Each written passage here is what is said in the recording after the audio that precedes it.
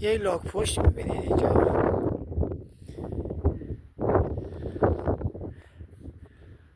سمتش زیر پای من اینجا خاکی اشاره داره. نمادی که اونجا باز دوباره به زیر پای من اشاره داره. بعد عرضم به حضورتون اون سنگچینی که مثلثی گذاشته شده. احتمالا اینجا میتونه فضای خوبی باشه برای گنج. جوغن در دیوارها رو زیاد داریم اینجا، احتمالا مسیر میده. یه تونل زیر مخفی اینجا رو بریم نگاه کنیم. مسیر رفته یا به اون سمت زیر پای من. اینجا یک لاک پشته خوابیده رو داریم. سر لاک پشت بدنه لاک پشت احتمالا این وسط هم باید ما کنده کاری کنیم یا بغل سنگ. فعلا میریم به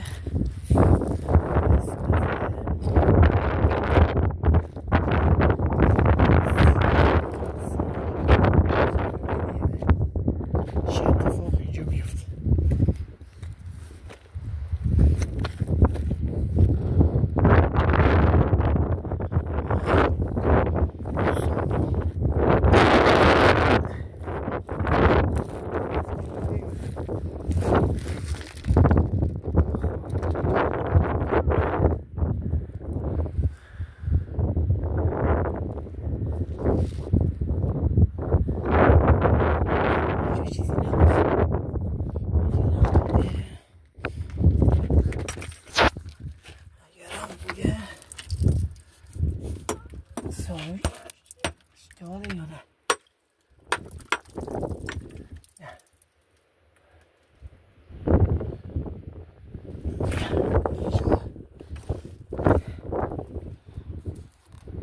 این هم که مشاهده میفرمایید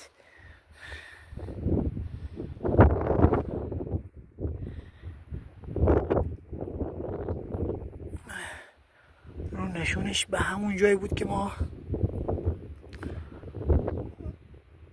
نشون دادیم. اونجا سر به همون سمت سر لاک پشت. دقیقا نگاه کنید تمام نمادها این جوغن مسیر سر لاک پشت به اون سمت. این هم همینطوری به همون سمت اشاره داشت. اونجا احتمالاً یه جای خوبی باشه. خب ممنونم. موقع کندنش هم فیلم براتون میگیریم انشالله میذاریم.